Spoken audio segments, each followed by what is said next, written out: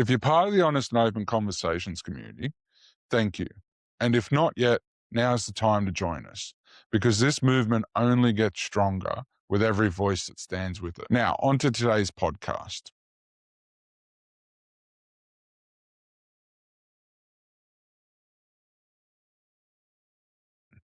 Australia is in decline. Not a slow decline, not a temporary political cycle. We are in a civilisational decline. And when I say decline, I don't mean GDP figures or election results. I mean something far deeper. The problem is simple. We have severed responsibility from power.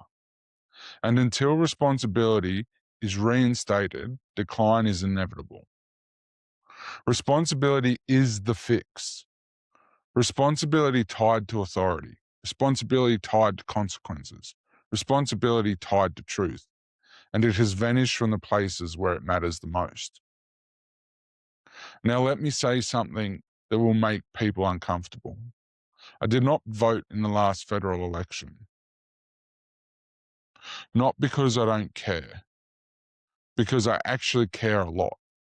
Participation equals consent, and I will not consent to a system that no longer functions as a representative democracy. Australians tell themselves that voting still matters. That is a lie. Voting only matters when representatives are accountable to the people who elect them. When loyalty shifts from electorate to party machinery, the system stops being representative and becomes managerial. And that shift did not happen yesterday. It happened structurally in 1918. Preferential voting was introduced. On the surface, it sounded harmless. Rank your preferences. Avoid vote splitting. Ensure majority outcomes. Have you ever asked yourself, how did Albanese get elected when only 3 out of 10 Australians picked Labor as their top pick? It's because of preferential voting. Here's the secret. This is how dumb the strategists at Liberals and Nationals HQ are. The system they defend is designed to reward the collective, meaning the system is designed to give the advantage to Labor and the Greens and those aligned parties. The more collectivised society gets, the more it benefits the likes of Labor, the Greens. However, preferential voting didn't just change counting. It changed incentives. One person, one vote became preference negotiations. Duty to the electorate became duty to faction. Because under a parliamentary system combined with preferential voting, survival depends not on your electorate, but on your position inside the party structure. Pre-selection matters more than voters. Factions matters more than principle. Internal loyalty matters more than public accountability. And once that shift occurred, responsibility began dissolving. Look at the major parties. The Liberals speak of values. The Nationals speak of the bush. Labor speaks of working Australians. Yet consistently, they fail to represent. Look at their behaviour, leadership spills decided internally, factional negotiations invisible to voters, policy shifts mid-term without mandate, and the public is told this is democracy. I've lived in National's heartland. I know country Australians. They are tough. They are practical. They are self-reliant. They are plain speaking. They carry responsibility in their bones.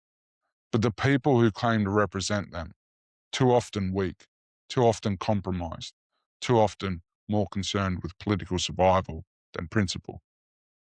There is a gap between the strength of the country and the weakness of its representatives. The people will speak their mind in a real pub. The politicians will hide behind advisors and talking points. And let's call it what it is. When you know something is wrong and you refuse to say it because it might cost you your position or power, that is cowardice. And cowardice in leadership spreads.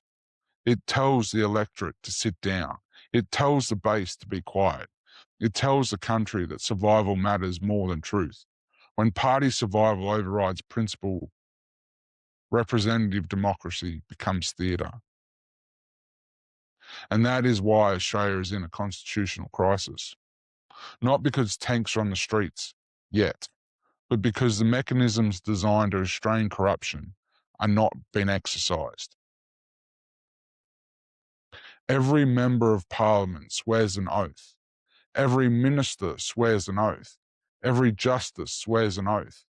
The Governor-General swears an oath. Those oaths are not symbolic. They are promises to uphold the Constitution. The Constitution is not a suggestion. It is not a mood. It is not a convention. It is the written framework of authority in this country. And it deliberately makes change difficult to avoid mistakes and corruption. If you want to alter it, you go to the people. You do not drift it. You do not reinterpret it into something politically convenient. You do not hide behind conventions when the written word becomes uncomfortable. Conventions are habits. The Constitution is law. And when habits begin overriding law, responsibility collapses. Justices are there to interpret the Constitution, not reshape it. They are there to apply the law, not inject personal philosophy. The moment a justice uses the bench to advance ideology instead of strictly interpreting the written Constitution, that is not interpretation. It is activism, and activism from the bench is a moral breach of oath. Constitutional change is meant to be difficult. It requires a referendum. It requires the consent of the people. Yet over time, precedent has quietly altered how power operates without the people ever voting. No enforcement, no correction, no removal. And Parliament, which holds the power to test misconduct by justices, does not act. Why? Because elites protect elites. Prime Ministers swear to uphold the Constitution. Governor-Generals also swear to uphold the Constitution. If a Prime Minister acts outside constitutional bounds or breaches oath, the Governor-General has reserved powers to sack the Prime Minister. Those powers exist for a reason. They are not decorative. They are safeguards. But when those safeguards are never used, no matter the circumstances, they become meaningless. If the Governor-General refuses to exercise responsibility, then under the constitutional structure, the Crown remains the final authority. That is not radical. That is structure. If every internal safeguard fails, there must be an external check. If that check refuses to act under unprecedented circumstances, then the Constitution has ceased functioning as a restraint. And when restraints die, responsibility dies with it. This is not about nostalgia. It is about enforcement. If the Constitution cannot restrain those sworn to uphold it, then we are not operating under a constitutional system. We are operating under an authoritarian system. We are operating under political discretion, and political discretion without accountability is corruption by erosion. And once enforcement becomes optional, power begins insulating itself. Look at the composition of Parliament. Around 80% of federal politicians hold university degrees. Roughly 1/3 of Australians do. How is that representative? And yes, it is a criticism of modern higher education, because universities are no longer neutral institutions of inquiry. They are ideologically captured. For generations, universities have increasingly rewarded conformity to dominant political and cultural frameworks. Dissent inside those systems carries professional risk. Promotion depends on alignment. Funding depends on alignment. Publication depends on alignment. When institutions that train future bureaucrats, regulators, media commentators, and politicians become ideologically uniform, that worldview doesn't stay inside lecture halls. It flows into government. It flows into courts. It flows into advisory bodies. It flows into enforcement structures. This is not about intelligence. It's about incentive structures. When career advancement depends on ideological conformity, independence weakens. When independence weakens, responsibility weakens. And when responsibility weakens at the elite level, the entire system tilts and potentially collapses. You saw this in how radical ideology has been handled in this country.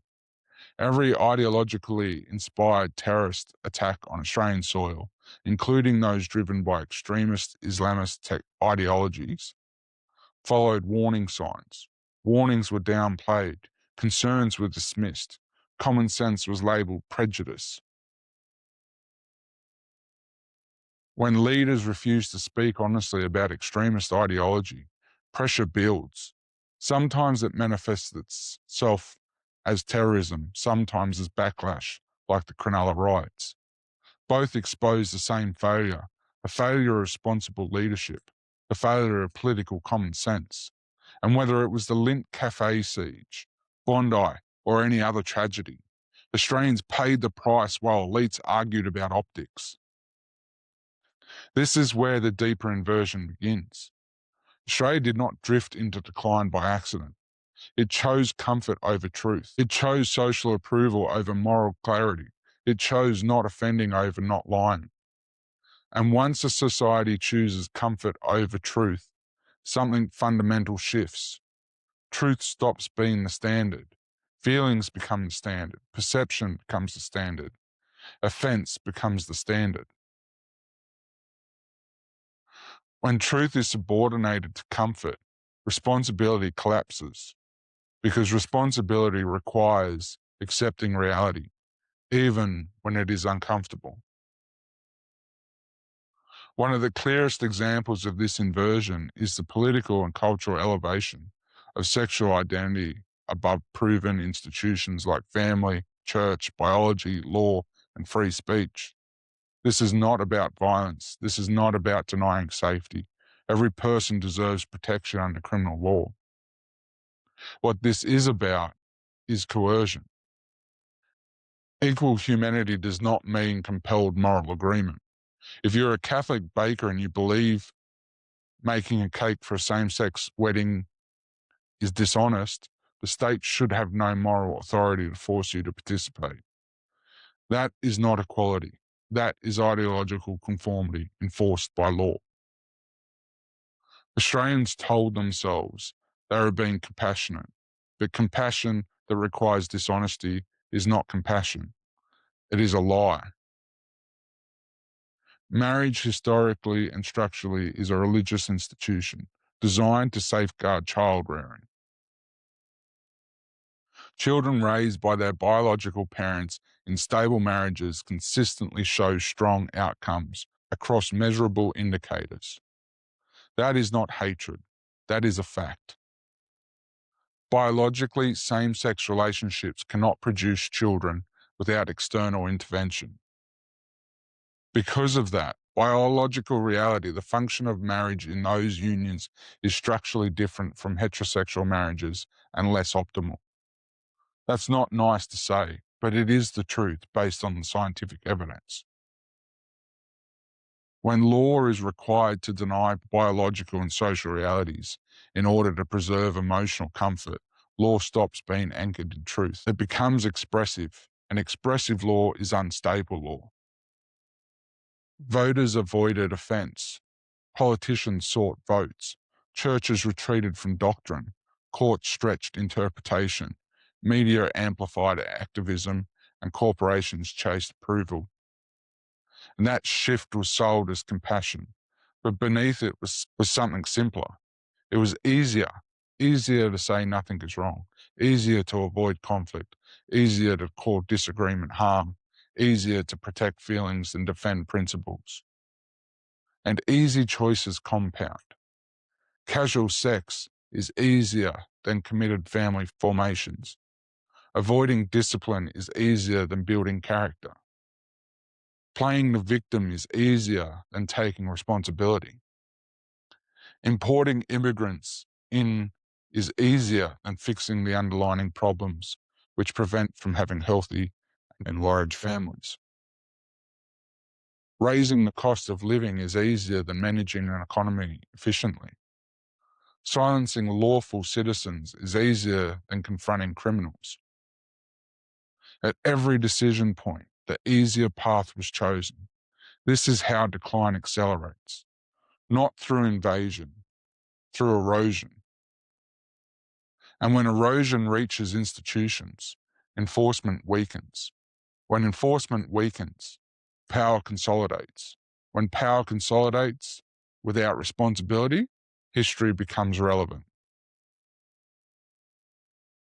Ever since the atrocities of the 20th century, one question has been asked: how did ordinary people allow it? You don't need to read every academic study. Look at your lived experience. Courts turning ideology into precedent. Politicians entering party structures instead of electorates. Academics producing conclusions that align with funding streams. Law enforcement selectively enforcing rules. Media manufacturing moral urgency. Citizens encouraged to police one another.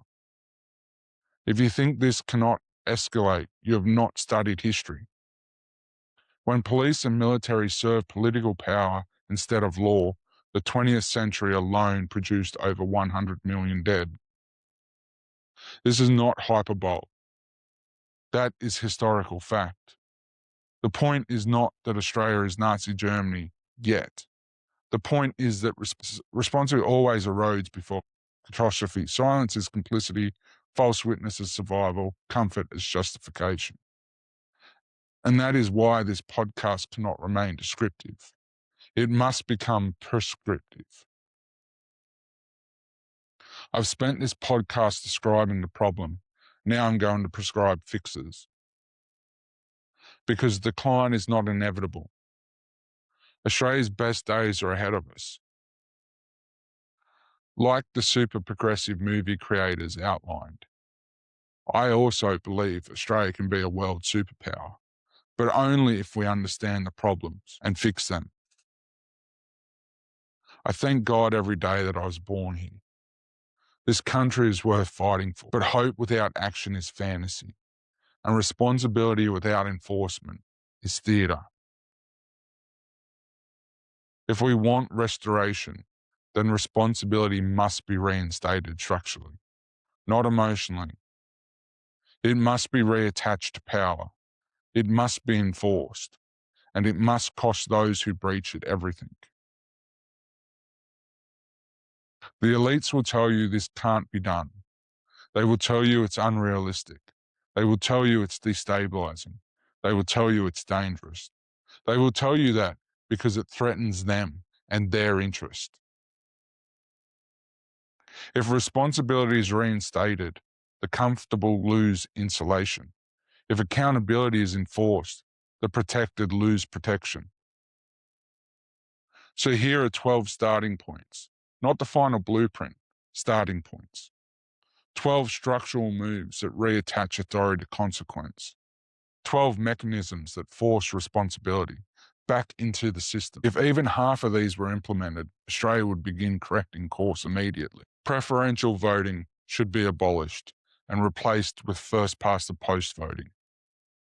The parliamentary system should be replaced with a presidential model, where executive authority is directly accountable to the people. Internal party mechanisms should have no bearing on who represents the electorate. Pre-selection should not override voter will. Representation must return to the electorate, not factional negotiations. Political donations and freebies should be treated as corruption. If giving a gift to a police officer to influence an outcome is illegal, then giving money or benefits to a politician or political party to influence outcomes should be illegal. Intent does not need to be proven through confession. Access itself is influence, and political parties, politicians, bureaucrats, and advisory boards must be held criminally accountable where corruption is established. Campaign truth laws. Political campaign material should be subject to the same advertising and truth standards as every other form of public communication. If it is illegal for a business to mislead consumers, it should be illegal for a political party or affiliated lobby groups to mislead voters. Deliberate deception and obfuscation should carry enforceable penalties. Democracy cannot function if lying is protected speech. Media accountability. Mainstream media organisations, including publicly funded broadcasters like the ABC, should be subject to criminal investigation where there is evidence of deliberate misinformation for financial or political gain. COVID demonstrated that mainstream media will repeat false or unverified claims in exchange for advertising revenue, access, and narrative alignment. If executives or commentators knowingly publish false information that causes public harm, they should face the same fraud and accountability standards as any other profession. Both senior executives and on-air commentators must be personally liable where deliberate deception can be demonstrated. Media power without accountability becomes propaganda. Professional licensing accountability. Professionals and their licensing boards must be accountable to the full force of the law. Where systemic incompetence or negligence causes widespread harm, such as in public health failures, both practitioners and regulatory bodies must face civil and criminal scrutiny. Justices, judges, and court officers should be held accountable for misconduct and gross negligence. Judicial independence does not mean judicial immunity. Where reckless sentencing decisions demonstrably endanger the public, judicial review mechanisms must allow for meaningful consequences. Authorities must never be insulated from responsibility. State police forces and key enforcement bodies should be disbanded and replaced with a unified federal policing body. All police would belong to one national force, answerable to the Federal Attorney General, not defence. So policing remains civilian, not military. This ends jurisdictional buck passing. This ends state fragmentation of enforcement. This forces clear responsibility for the use of state power. Federalism failed its biggest test under COVID. Fragmented enforcement produced fragmented accountability. That cannot happen ever again. Energy sovereignty. The federal government should compulsorily acquire all major energy generation assets and assume sole responsibility for national energy production. Energy is a sovereign infrastructure. Privatization and fragmented control have destabilized the system in a short period of time. If private and foreign-owned corporations cannot guarantee affordable and reliable energy for Australians, they should not control the backbone of the nation. Energy security must serve the country, not shareholders. Castle doctrine should become the law of the land. Australians must have the clear legal right to defend themselves, their families, and their homes without fear of prosecution for reasonable self-defence. Self-defence laws must be clarified and strengthened. The state cannot simultaneously fail to prevent crime and criminalise citizens for protecting themselves. Full transparency. All government documentation should be publicly available by default. The only exception should be where release poses a demonstrable and immediate risk to identifiable individuals. Australians are the employers of politicians. Sealed agreements, such as those surrounding COVID pharmaceutical contracts, should not be hidden under commercial and good confidence. Excuses. Secrecy protects power. Transparency enforces responsibility. Mandatory media access. All politicians should have enforceable expectations regarding media access across the entire media spectrum. Coalition members should be required to appear on ABC. Labor members should be required to appear on Sky News. Ministers must make themselves available to any reasonable request, including independent and alternative media platforms like podcast. Public office is not a selective media strategy. Accountability must not exist only during election cycles. So-called independent regulatory bodies that determine political entitlements and remuneration should be dismantled and replaced with direct democratic oversight. These bodies are neither truly independent nor accountable to everyday Australians.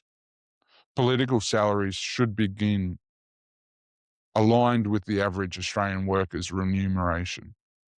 At each federal election, voters should be asked a simple question: should the remuneration package for senior government officials, including ministers, judges, and senior bureaucrats, increase by the standard national growth percentage? Public office is service, not entitlement. History is not mysterious. It is patterned. Every major collapse begins the same way. Responsibility weakens, authority expands, and truth becomes negotiable. Enforcement becomes selective, and silence becomes safety. The 20th century answered the question. Humanity keeps pretending it doesn't understand. What happened when police and military serve power instead of law? What happens when courts protect ideology instead of principle? What happens when institutions shield themselves instead of the people? The answer is not theoretical. It is measured in bodies, over 100 million in a single century. Nazi Germany, Stalin's Soviet Union, Mao's China, different ideologies, same pattern, power detached from responsibility. The question has always been asked afterwards: how did ordinary people allow it? The answer is simple. They chose comfort. They chose silence. They chose survival. They told themselves it wasn't that bad. They told themselves someone else would fix it. They told themselves it could never happen here. Responsibility erodes long before catastrophe arrives. Now, I want to be clear. I'm not comparing Australia to those regimes. I'm pointing to the mechanism that precedes every collapse. And that mechanism is already visible when responsibility is severed from power. I've taken personal and financial risks to say this publicly because it is my duty. If soldiers can risk everything for this country, then risking reputation is a small price. If refusing to lie costs me access, position, or approval, so be it. Because if Australia is stronger tomorrow, because some of us refuse to stay silent today, then it was worth it. Now it comes to you. History will not ask what you believed. It will ask what you did. Did you speak? Did you demand responsibility? Did you tolerate dishonesty because it was easier? Did you sit on the fence because it was safer? Rights do not exist because they are written on paper. They exist only if men are willing to enforce and defend them. Responsibility is not a slogan. It is the cost of civilization, and civilization collapses when the price is no longer paid. Australia is not finished. The decline is not self-correcting. Responsibility must be reinstated, or history will do what history always does. The problem is simple. We severed responsibility from power, and until responsibility is reinstated, decline is inevitable.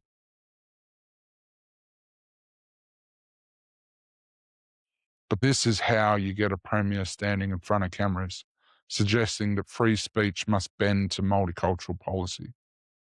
Listen carefully. At some point, repeated mistakes stop being mistakes. When warnings are constant, when consequences are visible, when harm continues, when criticism is dismissed, it stops being naivety. It becomes willful disregard. And willful disregard from people entrusted with power is not a minor flaw. It is a breach of responsibility.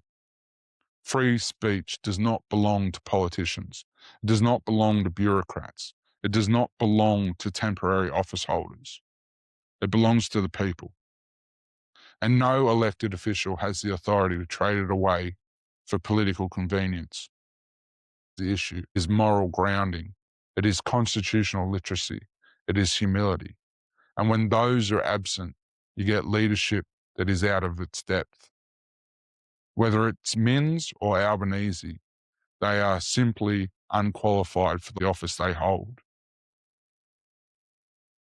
And that should concern every Australian. This is honest and open conversations, unfiltered, unrestricted, unapologetic. The fight for truth isn't over. It's just getting started.